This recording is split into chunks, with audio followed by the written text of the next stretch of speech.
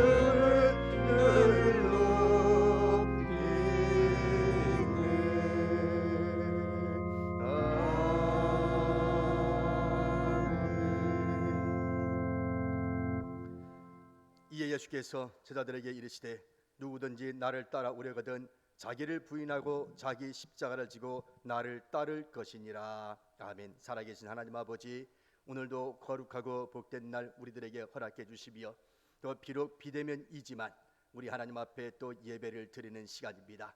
하나님 앞에 드려지는 이 예배가 신령과 진정으로 드려지는 예배가 되게 하여 주시옵소서. 예배의 시종을 온전히 주님 앞에 드리오며 예수님의 이름으로 기원하옵나이다. 아멘. 이제 찬송가 439장 부르시겠습니다. 439장입니다.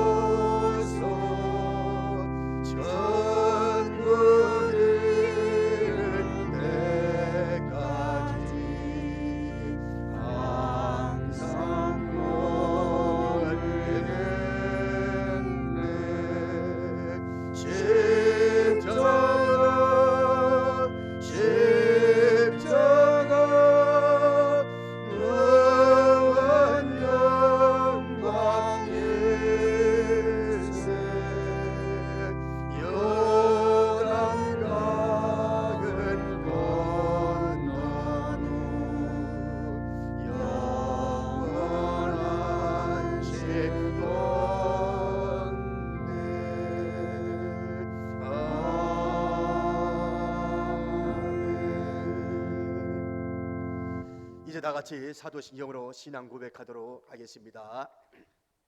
나는 전능하신 아버지 하나님 전지의 창조를 믿습니다. 나는 그의 유일하신 아들 우리 주 예수 그리스도를 믿습니다. 그는 성령으로 잉태되어 동정녀 마리아에게서 나시고 본디오 빌라도에게 고난을 받아 십자가에 못 박혀 죽으시고 장사된 지 사흘 만에 죽은 자 가운데서 다시 살아나셨으며 하늘에 오르시어 전능하신 아버지 하나님 우편에 앉아 계시다가 거기로부터 살아있는 자와 죽은 자를 심판하러 오십니다.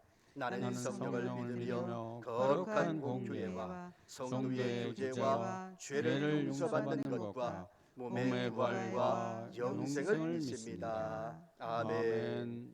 성시 교독은 34번 시편 81편을 하도록 하겠습니다. 성시 교독 34번 시편 81편을 하도록 하겠습니다. 우리의 등적이 되시는 하나님을 향하여 기쁘게 노래하며 야곱의 하나님을 향하여 즐거이 소리칠지어다. 시를 풀며 소고를 치고 아름다운 수금의 비파를 아우를지어다. 초하루와 보름과 우리의 명절에 나팔을 불지어다. 이는 이스라엘의 율례요 야곱의 하나님의 규례로다. 하나님이 애굽 땅을 치러 나아가시던 때에 요셉의 족속 중에 이를 증거로 세우셨도다. 거기서 내가 알지 못하던 말씀을 들었나니 이르시되 내가 그의 어깨에서 짐을 벗기고 그의 손에서 광주를 놓게 하였도다. 네가 고난 중에 부르짖음에 내가 너를 건졌고 우레소리의 은밀한 곳에서 내게 응답하여 무리바 물가에서 너를 시험하였도다. 내 백성이여 들으라. 내가 네게 증언하리라. 이스라엘이여 내게 듣기를 원하노라. 너희 중에 다른 신을 두지 말며 이방 신에게 절하지 말지어다.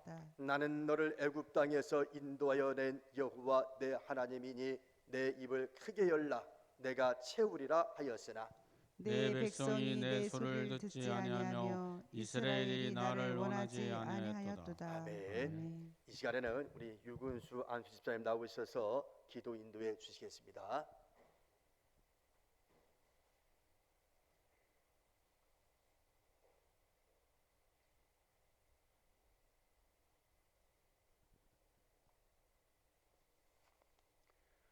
사랑의 하나님 아버지, 유난히 무더운 여름날을 편하게 지내게 하시고 이제는 아침 저녁으로 서늘한 바람이 불어 더위를 식혀주시니 감사드립니다.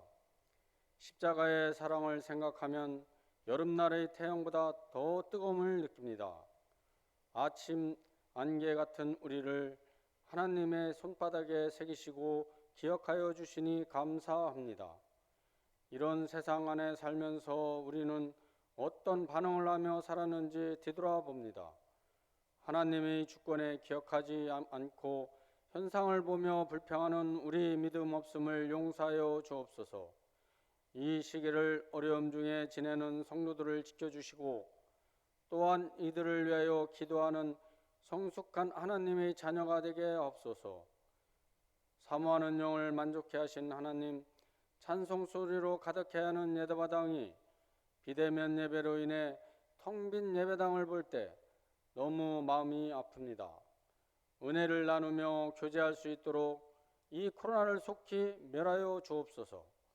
함께 모여 예배하고 싶지만 함께 예배하지 못한 성도를 위하여 주시고 온라인으로 드려지는 예배를 통해 하나님의 관계가 회복되고 골방의 기도가 부활하시며 한 영혼도 믿음에서 떨어지지 않도록 지켜보아요 주옵소서. 전능하신 하나님이 나의 아버지가 되시며 세상 끝날까지 함께 하시겠다고 약속하시니 감사드립니다. 주님, 살기 힘들고 어려운 시기에 안이하고 무디어가는 우리 신앙생활이 우리 사명이 희미해져 갈 때 성령님의 도우심이 필요합니다. 우리에게 정한 마음을 창조하시고 정직한 영을 새롭게 하옵소서.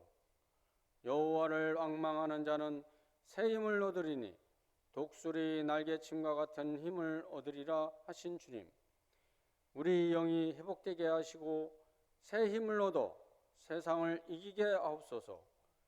그의 머리가 되신 주님, 그의 여러 가지 계획들 일들이 멈추고 있어서 안타깝고 속상하지만 그럼에도 불구하고 가장 선하고 가장 합당한 방법으로 이루시길 기대합니다. 이 나라 이 민족을 사랑하시는 주님, 많은 사람들이 이 나라의 대통령이 되겠다고 하는 이 시기에 진정 하나님을 두려워하고 국민을 위하는 사람이 대통령이 되게 하옵소서. 남과 북이 온 국민이 복음으로 하나 되게 하시며 그리스도를 구주로 믿는 나라 되게 하옵소서. 나의 작은 머리로 하나님을 한정짓지 않도록 믿음을 더욱 하여 주옵소서. 이 시간 선포하실 목사님, 성령 충만하게 하여 주시고 능력의 말씀이 되고 진리의 말씀, 생명의 말씀으로 선포되게 하여 주시옵소서. 우리 구원을 위해 십자가에 돌아가신 예수님의 이름으로 기도드렸습니다. 아멘.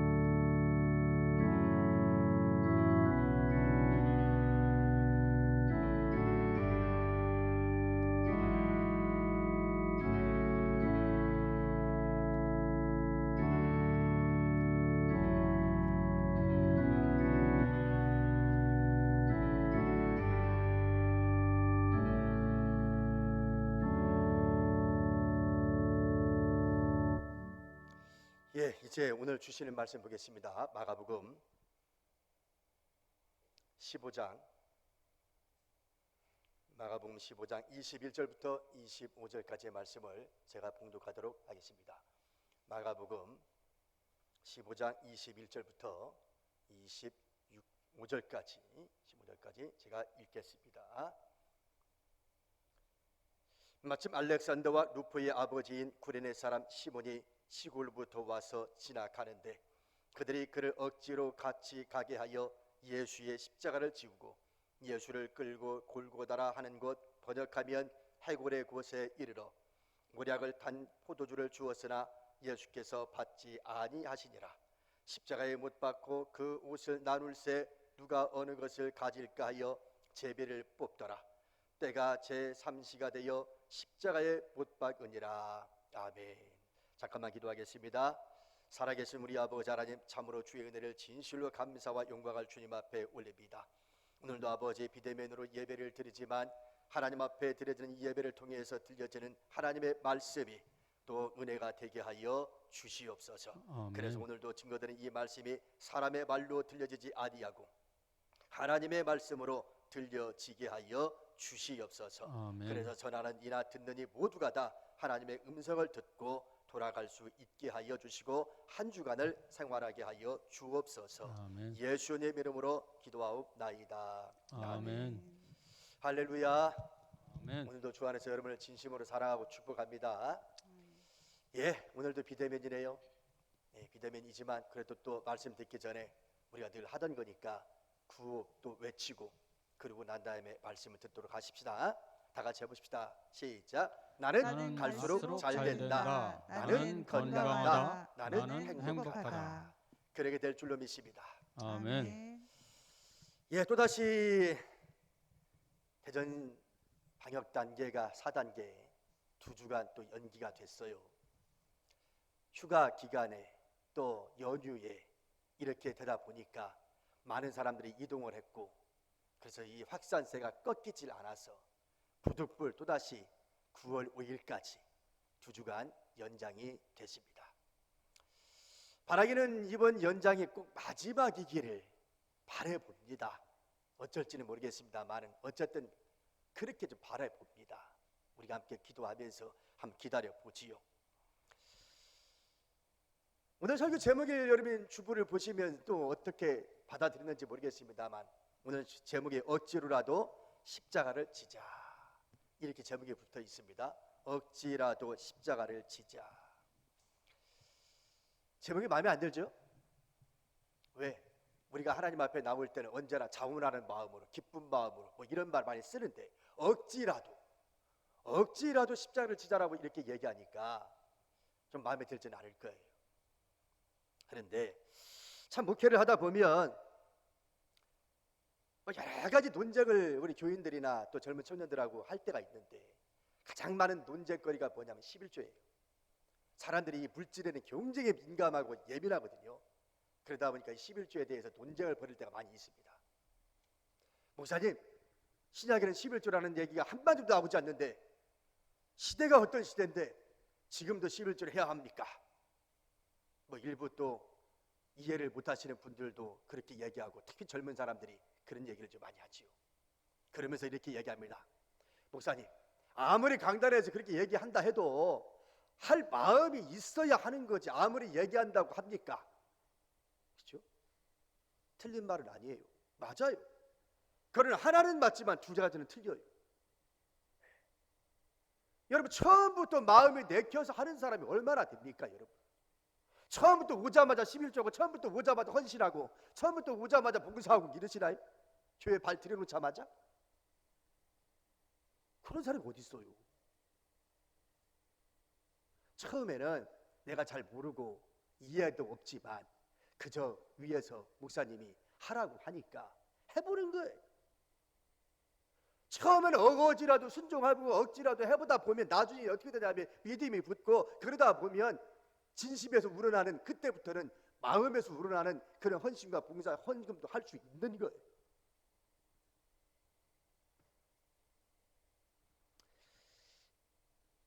성경적 이야기 설교와 이야기식 성경 공부로 유명해진 목사님 한 분이 계십니다. 미국 달라스의 이연길 목사님이라고 하시는 분이신데, 이분이 자기가 어렸을 때 이야기를 좀 하더라고요. 자기가 초등학교 5학년 때였는데 아버지가 그때 당시 자기의 누나가 교회를 다니는데, 아버지 입장에서는 이 누나가 교회에 가서 혹시 남자 만나고 연애만 하는 것이 아닐까 걱정이 돼가지고 이 어린 이연길에게, 얘야, 너 교회 따라가서 너 누나가 혹시 연애하지 않는지 감시 좀 해라, 이렇게 이제 특명을 내린 거예요. 어린 이연결이 아버지의 명을 어길 수가 없어서, 그래서 이제 누나 따라서 늘 교회를 다니는 거예요. 근데 그 교회 목사님은 나이가 연세가 지긋이 드신 분이라 이 어린 이연길에게 설교 말씀이 들어올 리가 없지요. 어렵지. 이제 온지도 뭐 성경이 뭔지도 모르고 말씀이 뭔지도 모르는 사람이 누나 감시하려고 왔으니까 혹시 연애를 하는가 그렇지 않는가. 옛날에는 우리가 그렇잖아요. 우리 여러분들 연세 드신 분들은 그런 말 많이 들어봤을 건데, 교회에 가면 연애당이라고, 교회에 가지 연애하는 거라고. 그리고 그때 당시에는 옛날에는요, 남녀가 만나서 데이트하는 것 자체를 용납하지 않던 시대가 우리 있었어요. 우리 옛날에 다 쉬쉬쉬쉬 했던 그때가 있었어요. 그러니 이 어린 이연길이가 누나 감시한다는 핑계로 이제 교회를 어거지로 와서 이제 앉아서 예배를 드리는데, 그 목사님은 젊은 목사님 같으면, 나처럼 젊은 목사님 같으면 괜찮겠는데 연세 드신 분이 강단에 서서 말씀을 전하니 어린 이 이연길에게 말씀이 들어올 리가 없지요. 그래서 설교할 때쯤 되면 졸기 시작하는 거라, 불불 자기 시작하는 거예요. 그러면서 마음에 뭐가 생겨요? 불만이 생기는 거죠. 지금 자기 또래들은 저 바깥에 구슬치기 하고 딱지치기 하고 그러고 놀고 있는데, 자기는 아버지의 명을 받아서 누나 감시한다는 명목하에 교회에 와서 예배당에 앉아 있으니 기분 좋을 리가 없잖아요. 그렇게 하기를 이제 6학년 때쯤 되니까요, 어느 날, 그날도 여전히 앉아서 예배를 드리는데 이상하게도 그날에는 그 연세 드신 목사님 바뀐 건 없는데 그때 설교 말씀이 자기 귀에 들어올리기 시작하는 거야.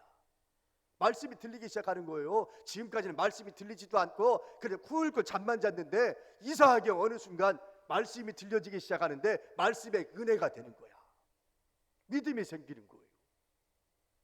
그래서 그때 예수님을 영접해요. 초등학교 6학년 때지. 그러니까 그때 당시 옛날에는 국민학교라고 얘기했지만, 그래서 이 어린 이연길이 그때 예수님 영접하고 신학교 들어가고 목사가 돼서 미국 달라스에 목사가 되고 은퇴 목사가 됩니다. 원로 목사가.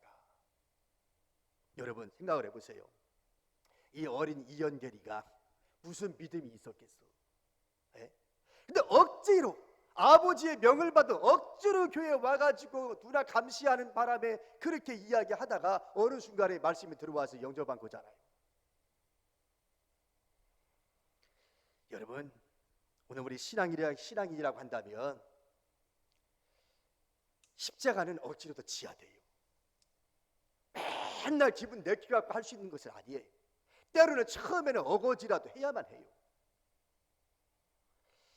여러분, 십자가가 뭐예요? 왜 사람들이 십자가를 자꾸 안 지려고 그럽니까? 십자가는 고난이라는 뜻을 가지고 있습니다. 고난, 고통. 그러니 어떤 누가 고통받고 싶고 누가 고난의 길을 가고 싶어 하겠어. 그러니까 누구나 어떤 누구도 십자가를 안 지려고 하는 것이 누구나 다 인간이라면 그 마음은 이해할 수는 있어요. 어느 교회 바로 앞에 절이 있었어요. 교회 바로 앞에 절이 있었어요. 그러니까 말입니다, 그 거리가 오래 많이 떨어져 있지는 않다 보니 절에서 연불 외울 때도 교회에서 들리고 교회에서 찬송가를 부를 때도 저 절간에도 들리고 이 서로가 이게 소리가 왔다 갔다 충돌이 되는 거라. 그런데 어느 날 여름이 됐습니다. 여름이 되면 이제 뭐 하죠? 주일학교 성경학교를 하잖아요. 성경학교를 하니까 이 성경학교가 딱 열렸는데 아이들이 교회에서 흰 구름 뭉게뭉게 비는 하늘에 하면서 성경학교 노래를 부르기 시작하는 거야. 근데 뭐 얼마 안 떨어졌으니까 저 절간에도 이 흰 구름 뭉게뭉게 이 소리가 들릴 거 아니겠어요? 그러니까 거기까지 절간에도 이제 소리가 들리는데 그 어린 동자승들 있잖아. 절간에 가면 동자승, 어린 아이들, 이 동자승들이 하도 그 찬송가를 듣다 보니까 입에 붙어가지고 흥얼흥얼 거리는 거라. 이 동자승들이 흰 구름 뭉게뭉게 비는 하늘에. 어느 날 마당을 쓸면서 습관적으로 흰 구름 뭉게뭉게를 부르고 있으니까 큰 스님이 나오시더니, 야 이놈들아, 너 지금 뭐 부르는 거야? 그래 가만히 들어보니까 무슨 노래요? 교회에서 부르는 노래 아니요. 그래 이 큰 스님이 이거 이러다가는 안 되겠다 싶어가지고 애들을 불러 모아서 동자승들을 불러 모아놓고, 얘들아 이러다가는 안 되겠다. 누가 좀 저 교회에 가가지고 좀 노래를 부르려면 소리를 낮춰 부르든지 아니면 노래를 부르려면 문을 좀 닫고 부르든지 뭐라도 좀 하라고 좀 가서 좀 얘기해 주면 좋겠다 그랬어요. 근데 아무도 갈라부라 할 애가 없는 거야. 교회 가서 문 좀 닫고 소리 노래 부르라고, 소리 좀 낮게 부르라고 그런 말 누가 가서 하겠어. 아무도 안 나가겠다는 거예요. 그랬더니 가만히 있더니 어린 그 동자승 하나가, 스님 제가 가겠습니다. 그러면서 뭐라고 하냐면, 그 십자가 제가 지고 갈게요. 그렇게 얘기하더래. 그 십자가 내가 지고 가서 얘기하겠다고. 썰렁해요? 마스크를 써서 그런가 웃는 것인지 안 웃는 것인지 알 수가 없어. 도대체가. 여러분 그렇습니다. 한번 웃고 지나가는 이야기지만 때로는 우리가 인생을 살다 보면 내가 좋아서 하는 일보다는 어쩔 수 없이 내가 해야만 하는 일이기 때문에 하고 살아가는 경우가 더 많을지도 몰라요. 어때요 여러분? 여러분 지금까지 살아온 인생 보면 여러분이 하고 싶은 일만 지금까지 하고 살아오셨나요? 살다 보면 나도 모르게 나는 원치 않지만 내키지는 않지만 어쩔 수 없이 해야만 하기 때문에 하면서 살아오셨나요? 뭐가 더 많아요 여러분? 솔직한 말로 솔직히 그렇잖아요. 내가 어쩔 수 없이 해야만 하기 때문에 할 수 밖에 없는 그런 일들이 훨씬 더 많다고 저는 봅니다. 맨날 어떻게 내가 하고 싶은 말만 하고 내가 하고 싶은 일만 하고 살 수 있겠냔 말이에요. 그런데 때로는 내가 어거지라도 내가 억지라도 하는 그것이 내 인생을 바꿉니다. 그것이 내 인생의 축복이 될 수도 있습니다. 오늘 이현길 목사님처럼 어거지로 누나 감시한다고 교회를 갔다가 목사가 됐잖아요. 오늘 본문에 등장하는 구레네 시몬도 역시 마찬가지입니다. 구레네 시몬도 억지로 십자가 진 사람이에요. 여러분 구레네 시몬이 어떤 사람인지는 우리가 잘 알고 있지만 다시 언급을 좀 해볼게요. 사실 그 전날 우리 예수님께서 겟세마네 동산에서 밤새 기도하시다가 로마 군병들에게 잡힙니다. 잠 한 잠 못 잤어요. 그리고 잡혀서 신문 받으면 밤새도록 신문을 받아요. 그리고는 빌라도의 십자가형을 떨어놓고 그리고는 이제 십자가를 지고 이제 가게 됩니다. 십자가를 짊어지고 올라가는데 그 길을 비아 돌로로사라 이렇게 얘기하지요. 비아 돌로로사라고 하는 것이 무슨 말이냐면 라틴어로 고난의 길이라는 뜻입니다. 예수님이 십자가를 지고 걸어가신 그 길을 비아 돌로로사라. 그러니까 밤새 신문 받고 채찍질 당하고 지쳐 있었던 예수님이 십자가를 짊어지고 걸어가는데 온전히 걸을 수 있겠어요? 가다가 쓰러지고 가다가 쓰러지고 피는 온몸에 피는 나고 넘어질 때마다 가차없이 로마 군병들의 채찍질 가하고 온몸에 피 범벅이 됐죠. 쓰러지기를 반복할 수밖에 없었습니다. 바로 그때 구레네 시몬이 그곳을 지나가게 됐습니다. 구레네 시몬이 많은 사람들이 구경거리 났다 싶어서 같이 가봤더니 한 사람이 십자가를 지고 넘어지는데 얼마나 마음이 아팠던지 동정심에서 지나가는 넋두리 말을 한마디 했어요. 근데 옆에 가던 로마 군인이 그 얘기를 들은 거라. 그래서 안 되겠다, 이렇게 나가는 십자가 지고 저 골고다까지 갈 수 없겠구나 판단을 내리고 로마 군인이 야, 너 이리 와. 바로 그 구레네 시몬을 딱 붙잡고 너 이리 와. 예, 왜요? 너 이 사람 대신 십자가 지고 가거라. 그랬어요. 그래도 어쩔 수 없이 자리 어거지로 십자가를 지고 간 거예요. 골고다 언덕까지 예수님이 짊어질 그 십자가를 이 구레네 시몬이 십자가 지고 간 거예요. 자기가 왜 져야 되는데 어쩔 수 없이 십자가 지라고 해가지고 짊어지라고 해서 그래서 간 거예요. 이 사람 입장에서는 어떻게 합니까? 억울하겠죠. 이 사람 입장에서는 참 억울하겠죠. 그런데요, 이렇게 억지로 십자가를 졌던 이 구레네 시몬이 역사를 보면, 성경을 보면 큰 축복을 받았다고 하는 것을 우리가 알 수가 있습니다. 예? 억지로 십자가 졌지만 이 사람이 참 축복을 받았다는 거예요. 그 축복에 대한 내용은 좀 이따 얘기하기로 하고, 오늘 우리 신앙인이라고 한다면 저는 세 가지 십자가를 항상 지고 가야 된다고 봐요. 세 가지 십자가는 반드시 어떤 신앙인든지 간에 우리 기독교인들은 반드시 세 가지 십자가를 지어야 됩니다. 그 세 가지 십자가는 뭐냐면, 하나는 예수님이 지신 십자가예요. 예수님이 지신 십자가. 그 예수님이 지신 십자가는 뭡니까? 나를 위하여 내 죄 때문에 십자가 지신 그 십자가예요. 네. 그러니까 오늘 우리는 그 나를 위해 십자가 지신 그 예수님의 십자가를 나는 짊어지고 가야 돼요. 싫든 좋든 나를 위하여 십자가 지셨으니까 그 예수님을 내가 영접하고 그 예수님을 믿고 힘들고 어려워도 그 예수님 끝까지 붙잡고 믿음으로 가야 돼요.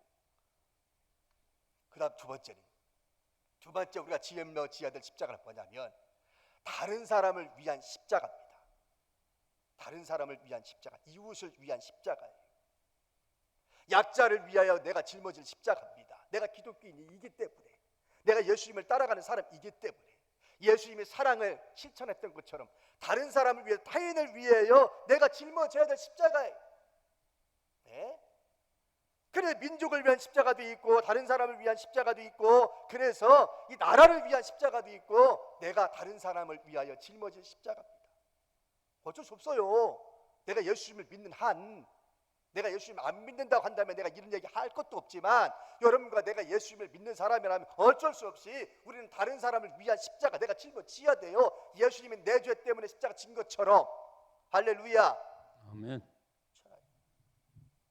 그 다음 마지막 세 번째로 우리가 짊어져야 될 십자가는 뭐냐면, 나를 죽이고 나를 십자가에 못 박은 그 십자가를 내가 지어야 돼요.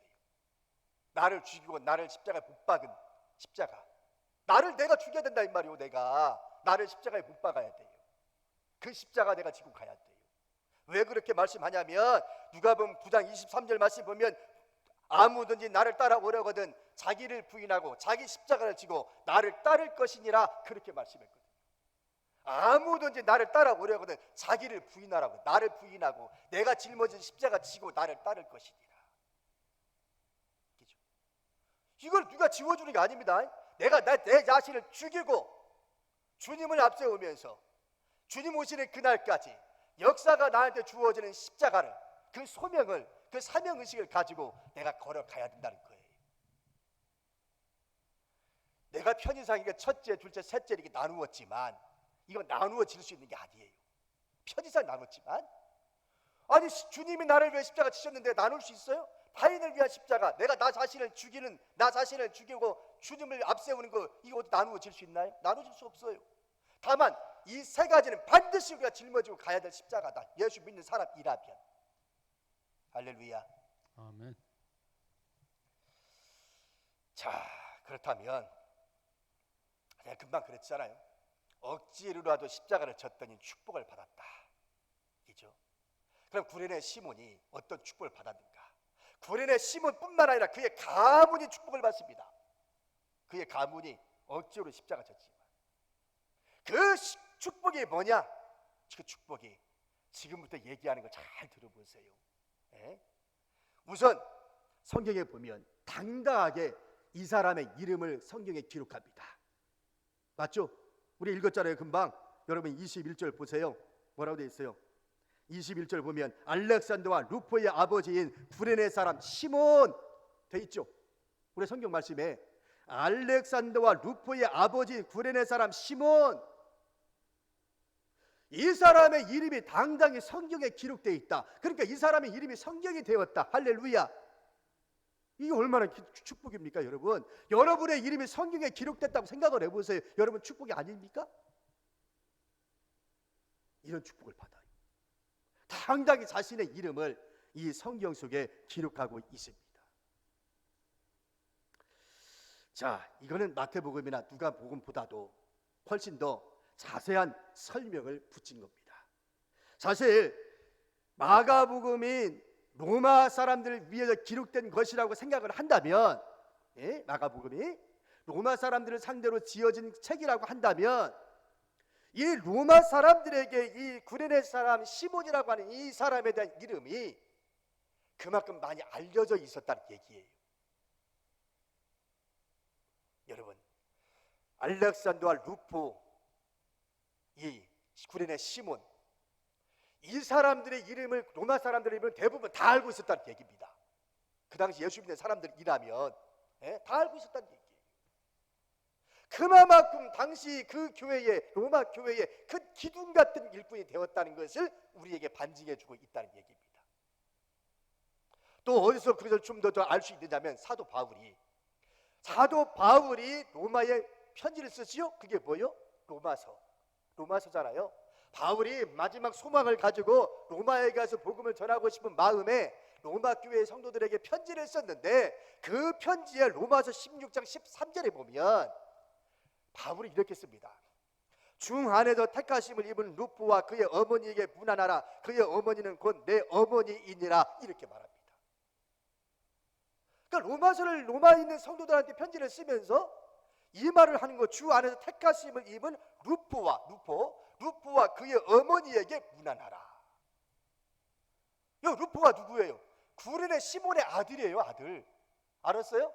구레네 시몬이 앞에 여기 우리 마가복음에 나오는데, 여기 루포라고 하는 사람이 누구냐? 그 시몬의 아들입니다, 아들. 아셨어요? 그러니까 이 로마서를 보내면서 바울이 뭐라고 하냐면 그 루포에게 문안하라는 거예요. 그의 어머니는 누구다? 내 어머니다. 사실 바울의 어머니는 아니잖아요. 그런데 그럼에도 불구하고 바울이 뭐라고 그러냐면 그가 나의 어머니라고 할 정도로 그 사람들에게 문안하라고 이야기하는 거예요. 이렇게 당시에 그 사람들이 일꾼이 됐어요. 교회의 기둥 같은 일꾼들이 됐어요. 그뿐이 아닙니다, 여러분. 전설에 의하면 풀빛 성경 주석에 의하면 구레네 시몬의 아들 중에 알렉산더는 순교했고, 앞에 나왔죠, 알렉산더 루포 나왔잖아요. 알렉산더는 순교를 했고, 여기 서루포라고 하는 아들은 스페인에서 감독이 되었고, 그들은 모두가 다 교회의 큰 일꾼들이 되었다라고 하는 것을 증명해주고 있습니다. 억지로 십자가 졌는데, 원치 않게도 지나가다가 우연히 그냥 군인들한테 끌려가서 억지로 십자가를 졌더니 부활하심에 당신의 이름이 성경에 올라가고 자신의 아들과 자신의 후손이 당시 초대교회의 큰 일꾼이 되는, 모든 사람들이 알게 되는 그런 일꾼들이 되었다 그 말이에요. 할렐루야. 아멘. 이게 뭐예요? 축복이에요. 여러분, 이 축복이라고 이야기하면 많은 사람들이 물질의 축복, 만사 형통의 축복 이런 것만 생각해요.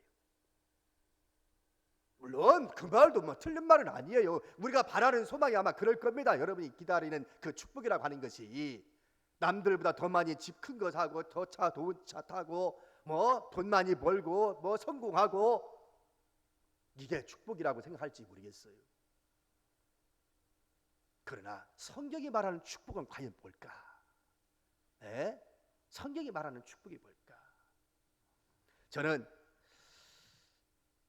결론을 내리면서 윤동주 시인의 팔복을 한번 좀 이야기해 보려고 그럽니다. 윤동주 시인이 팔복에 대한 이야기를 해보려고 그러는데 1945년 2월 일본 후쿠오카 감옥에서 그는 절명을 합니다. 그때 팔복이라고 하는 시를 남겨요. 자, 그 팔복이 뭐냐면, 우리 여러분 산상수훈의 팔복 알죠? 심령에 가라는 자는 복이 있나니 어쩌고 저쩌고 쭉 나가는 거. 그 팔복을 윤동주 시인은 뭐라고 이야기하냐면 시를 이렇게 씁니다. 슬퍼하는 자는 복이 있나니, 슬퍼하는 자는 복이 있나니, 슬퍼하는 자는 복이 있나니, 슬퍼하는 자는 복이 있나니, 슬퍼하는 자는 복이 있나니, 슬퍼하는 자는 복이 있나니, 슬퍼하는 자는 복이 있나니, 슬퍼하는 자는 복이 있나니. 8번 얘기죠. 8번.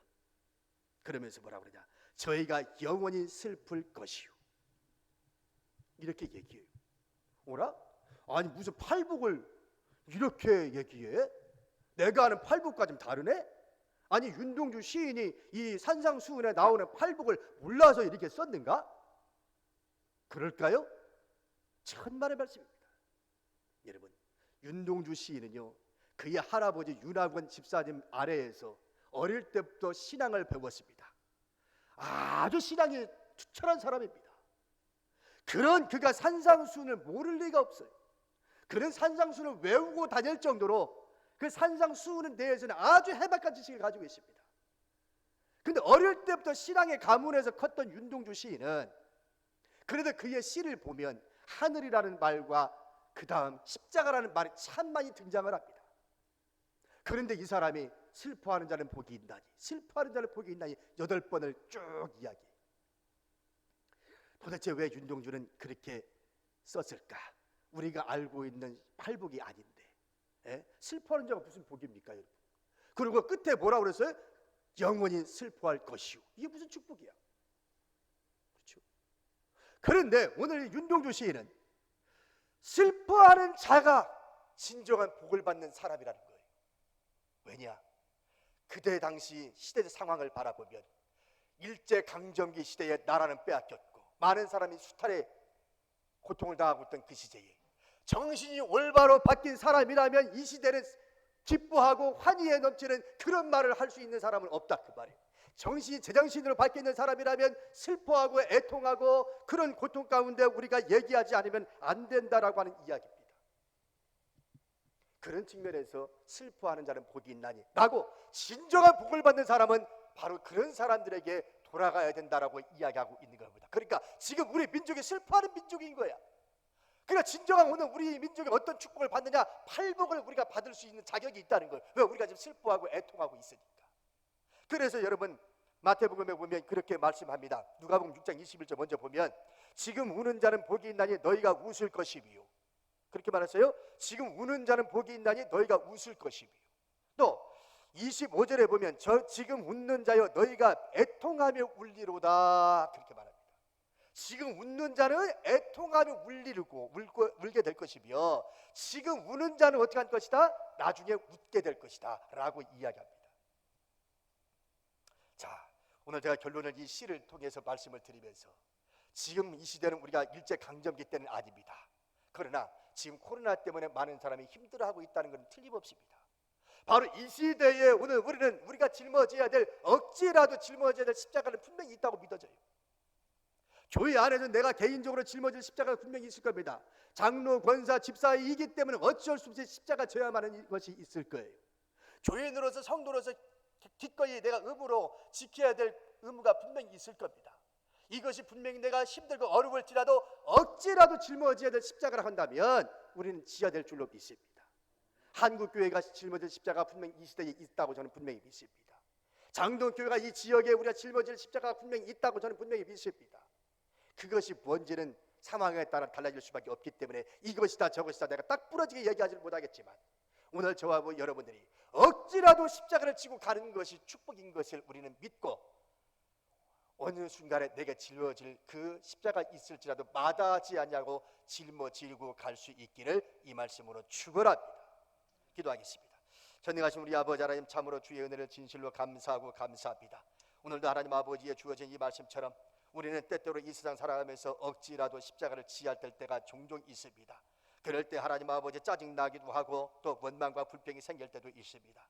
하지만 하나님은 억지로라도 십자가를 짐으로 말미암아 구린의 시몬과 그의 가문이 복을 받았던 것처럼 아버지 하나님, 오늘도 우리에게 이런 십자가가 주어진다면 마다하지 아니하고 기꺼운 마음으로 십자가 질 수 있는 믿음을 우리에게 주시옵소서. 그리함으로 말미암아 하나님 이 땅에 사는 동안에 하나님이여 내게 주어진 그 사명을 잘 감당하며 살게 하여 주옵소서. 이 코로나 시절에 내가 짊어질 십자가, 우리 교회가 짊어질 십자가, 한국 교회가 짊어질 십자가 바로 알고 지고 가게 하여 주시옵소서. 예수님 이름으로 기도하옵나이다. 아멘. 이제 찬송가 461장 하겠습니다. 461장.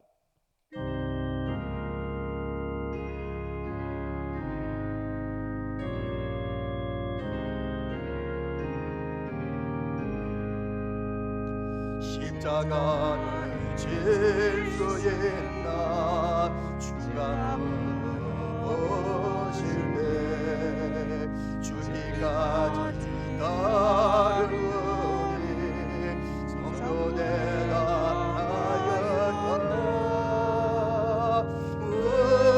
우리의 생명 주의 것이니 주님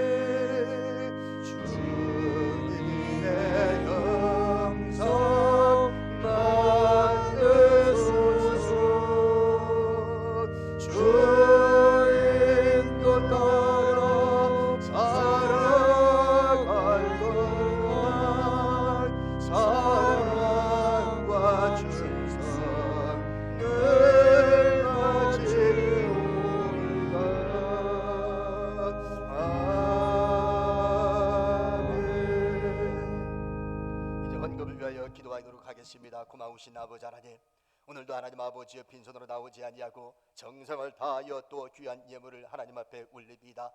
11조 헌금은 내 것이 아니라 바로 하나님 거라는 말씀에 순종하고 그 말씀에 순종하여 드려진 헌금 위에 하나님께서 복에 복을 더하여 주시며 저들의 자자손손이 복을 받게 하시고 기도의 제목이 응답받고 우리 하나님의 살아계신 증거가 저들의 삶을 통하여 가정을 통하여 생업을 통하여 나타나게 하여 주시옵소서. 하나님 감상금을 드렸습니다. 범사에 하나님의 은혜가 감사해서 울렸사오니 비록 힘들고 어려움에도 불구하고 감사했사오니 이제 아버지 감사할 거리가 더욱 많아질 수 있도록 주께서 축복하여 주시옵소서. 구제헌금 선교헌금 이렇게 드립니다. 하나님 아버지께서 그 모든 헌금을 받으시옵시며 하나님 아버지 선교사들에게는 힘이 되어지고 어려운 사람들에게는 희망이 보여지는 헌금이 되도록 주께서 인도하여 주시옵소서. 몸과 마음을 바쳐 하나님 앞에 귀한 예물 드리오니 주여 이 물질에 쓰여지는 곳곳에 오병이어의 기적이 나타나게 하여 주시옵고 우리 믿는 사람들의 삶 속에서 물질 때문에 시험에 드는 일이 없도록 우리 아버지여 복에 복을 더하여 주시옵소서.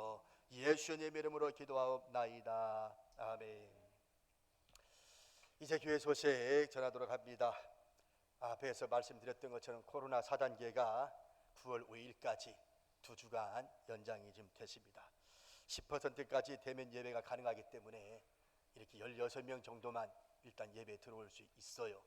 네, 그래서 지금 여기 많지는 않지만 좀 이 자리에 좀 예배를 같이 드리게 됐는데 이렇게 하시고요. 나머지 분들은 11시에 보내드리는 문자 영어를 누르면 바로 확인 누르면 11시 예배에 들어갈 수가 있습니다. 혹시 첫 장면이 쉽게 안 넘어갈 수는 있습니다만 첫 장면이 넘어가면 바로 이어서 바로 넘어가니까 그것만 인내하고 기도하는 시간이고 또 바로 예배가 시작이 되니까 기다리시면 바로 시작할 수가 있습니다. 각자의 자리에서 11시 예배에 꼭 참석해 주실 수 있기를 바라고요. 헌금은 여전히 온라인 헌금으로 해주시고 지금 명단이 올라가 있습니다. 저렇게 지난주에 헌금하신 분들 이렇게 명단을 올려드리도록 하겠습니다. 예, 자 이렇게 예배 오늘 좀 마치고요. 축도하도록 예배 마치겠습니다. 이제는 예수 그리스도의 은혜와 우리 하나님 아버지의 극진하신 살아가심과 성령님의 감화 감동 충만 역사 교통하심이 오늘도 주님 앞에 예배드리고 돌아가는 사랑하는 성도들과 또 가정에서 예배드리는 사랑하는 성도들과 머리와 저들의 가정과 생업 위에 또 우리 교회의 앞날과 민족의 앞날 위에 지금으로부터 영원토록 함께 계시기를 간절히 축원하옵나이다. 아멘.